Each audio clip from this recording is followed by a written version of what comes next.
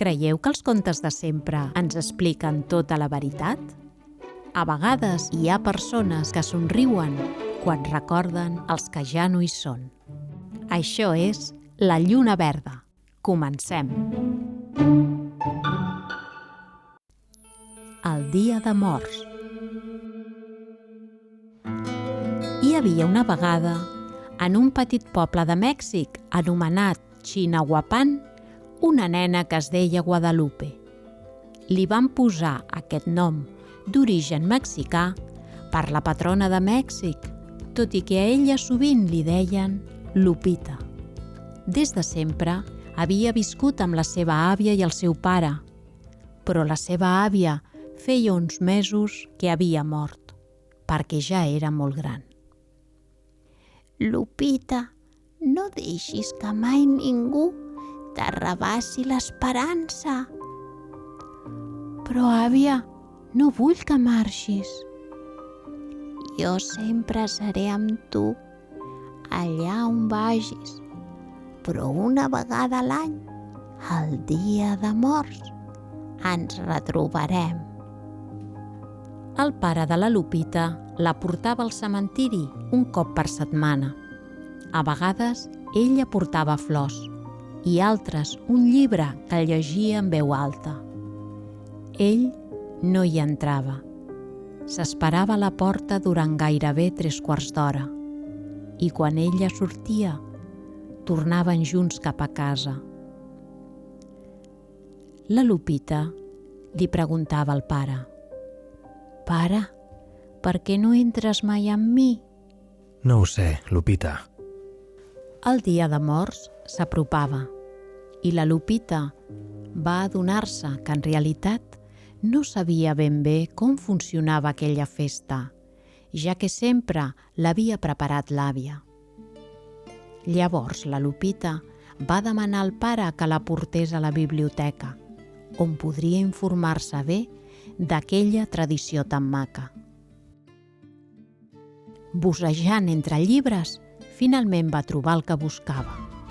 El Dia de Morts és una celebració popular mexicana per honrar els difunts que té lloc el dia 2 de novembre, tot i que es comença a preparar el dia anterior.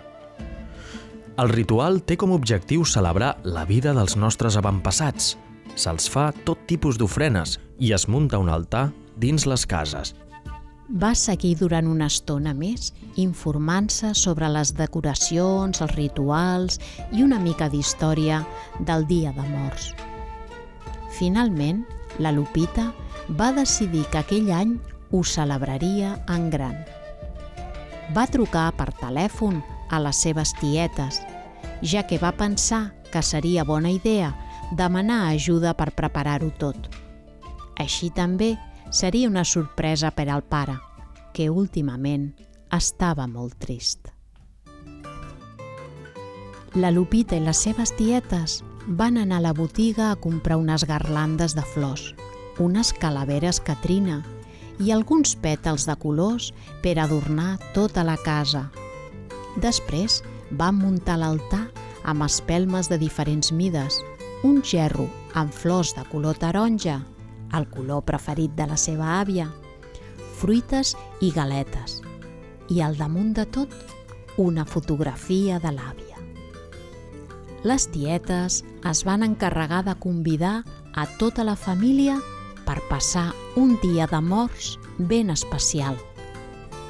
L'únic requisit per assistir a la festa que havia organitzat la Lupita era dur menjar casolà per compartir. Un cop la casa estava enllestida, la Lupita es va posar el seu vestit més elegant. Es va fer un recollit al cabell i el va encetar amb una flor vermella ben grossa.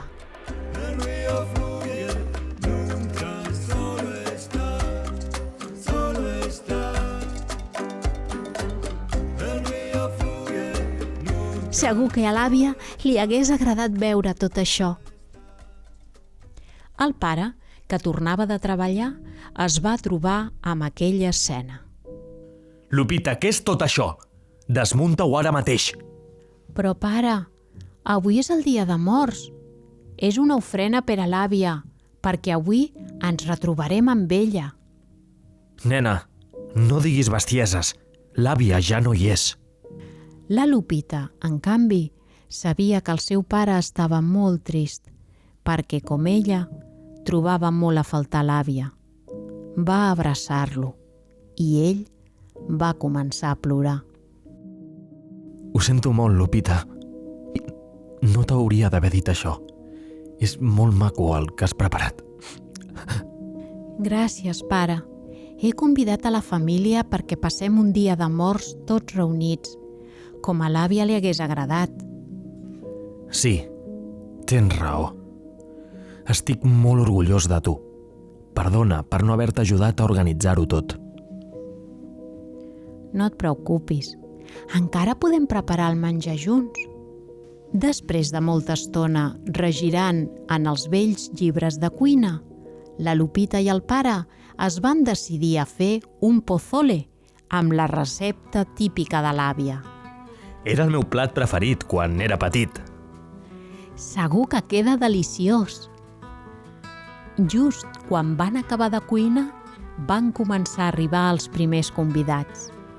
Van anar entrant a poc, saludant-se entre ells. Poc després van començar a tastar els plats típics mexicans. Entre ells hi havia els famosos tacos, enchilades, aguachile, guacamole, ous rancheros, mole i molts més. El pare va pujar damunt d'una cadira i va demanar atenció.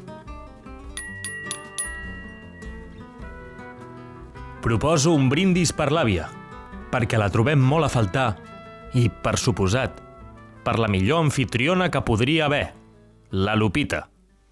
La Lupita, palplantada just al mig del menjador, va adonar-se que havia aconseguit el que sempre feia l'àvia: reunir a tota la família al voltant d'una taula, compartint menjar, rient i gaudint de la companyia.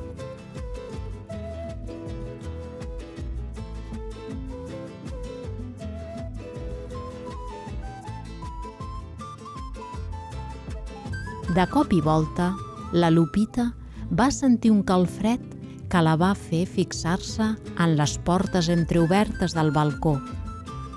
Va anar a tancar-les, però es va adonar que aquella nit hi havia moltíssimes estrelles. Una d'elles brillava especialment i va sentir-se protegida. I així va ser com la Lupita va entendre que l'àvia seria sempre amb ella. I, tal com diuen, història resumida, de fil prim és teixida la nostra vida.